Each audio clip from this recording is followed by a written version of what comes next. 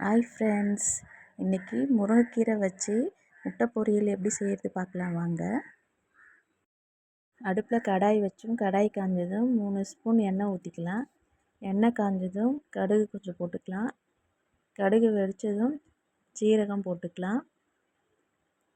சீரகம் போட்டு காஞ்ச மிளகா 4 கட் பண்ணி போட்டிருக்கேன். 2 பெரிய வெங்காயம் போட்டு நல்லா வதக்கிக்கலாம்.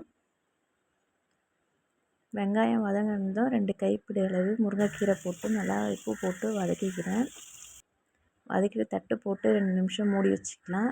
அப்போ முருங்கைக்கீரை நல்லா வெந்து வந்துடும். வெந்தது 2 முட்டையை நான் உடச்சி ஊற்றிக்கிறேன்.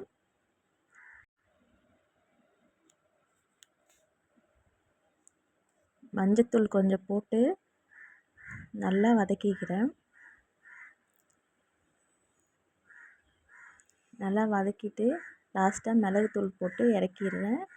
அவ்வளோதான் ஃப்ரெண்ட்ஸ், சுவையான முருங்கைக்கீரை முட்டை பொரியல் பிடிக்கும்னா சப்ஸ்கிரைப் பண்ணுங்கள் ஃப்ரெண்ட்ஸ். பாய்.